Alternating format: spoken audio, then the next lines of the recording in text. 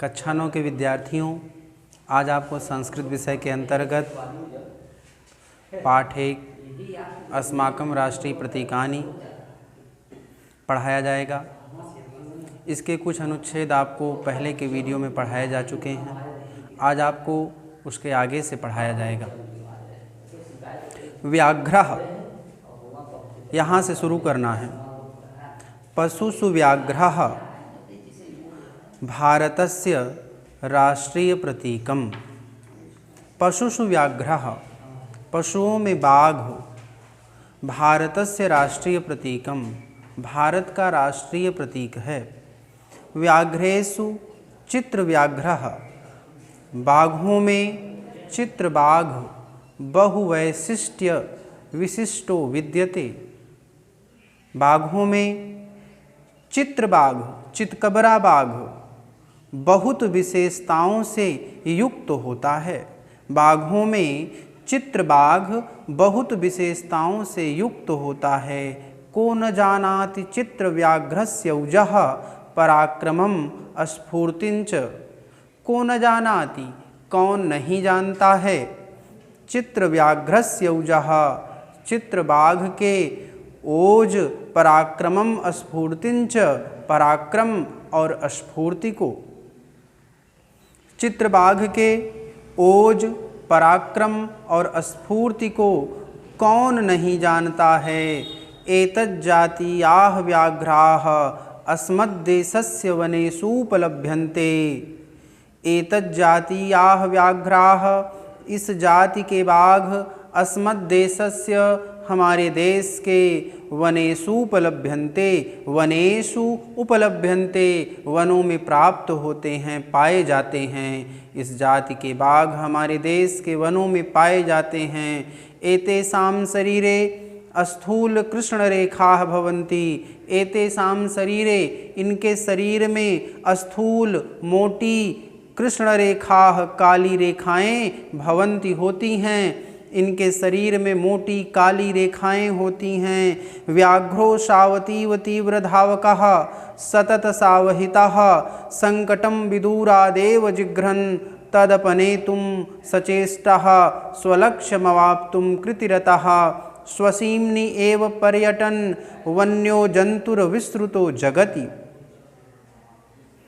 व्याघ्रो सावतीव, यह बाघ अत्यंत तीव्र धावकः, तेज दौड़ने वाला, सतत सावहितः, निरंतर सावधान रहने वाला, संकटम विदूरादेव जिघ्रन्, संकट को दूर से ही सूंघता हुआ, तदपनेतुम, उसे दूर करने के लिए, सचेष्टः, सचेष्ट, स्वलक्ष्यमवाप्तुं कृतिरतः, अपने लक्ष्य को पाने के लिए क्रियाशील, स्वसीम्नि एव पर्यटन, अपनी सीमा में ही घूमता हुआ, वन्यो जंतुर विस्तृतो जगति, जगति संसार में प्रसिद्ध वन्यो जंतु, वन्य जीव है, जंगली जीव है। एक बार पूरा देखते हैं। यह बाघ अत्यंत तेज दौड़ने वाला, निरंतर सावधान रहने वाला, संकट को दूर से ही सूंघता हुआ, उसे दूर करने के लिए सचेष्ट, अपने लक्ष्य को पाने के लिए क्रियाशील, अपनी सीमा में ही भ्रमण करने वाला, संसार में प्रसिद्ध वन्य जीव है। कमलम,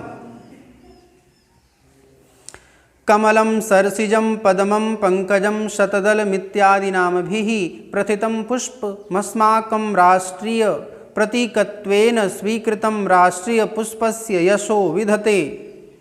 कमलं सरसिजं पद्मं पंकजं शतदलम, कमल, सरसिज, पद्म, पंकज, शतदल इत्यादि नामभिः, इत्यादि नाम से प्रथितं, प्रसिद्ध।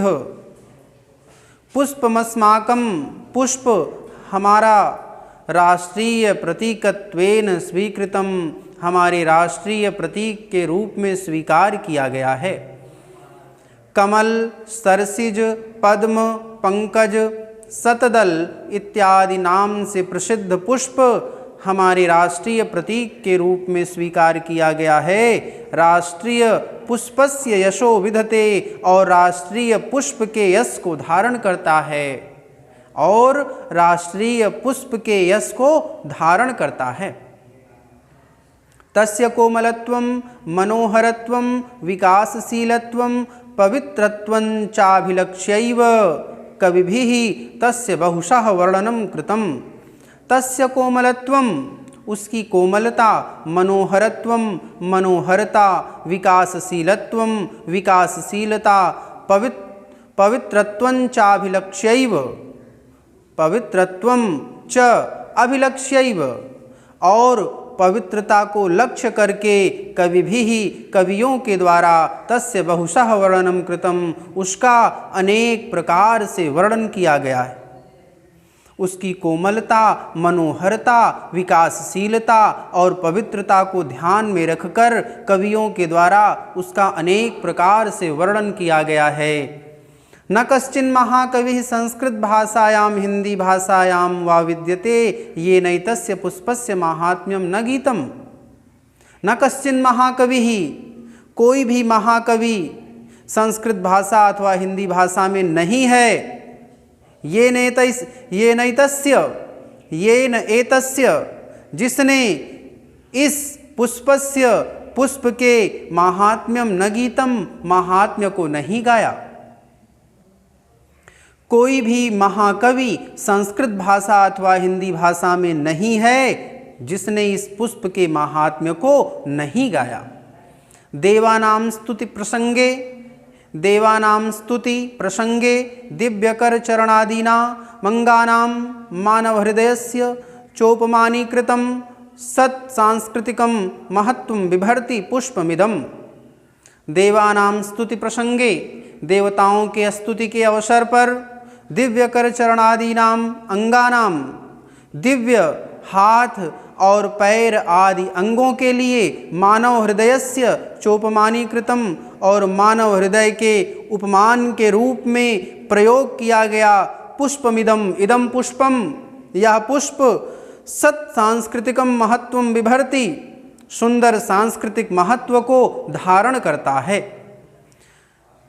देवताओं की स्तुति के प्रसंग में दिव्य कर चरण आदि अंगों के और मानव हृदय के उपमान के रूप में प्रयोग किया गया यह पुष्प सुंदर सांस्कृतिक महत्व को धारण करता है। तो आज बस इतना ही। धन्यवाद।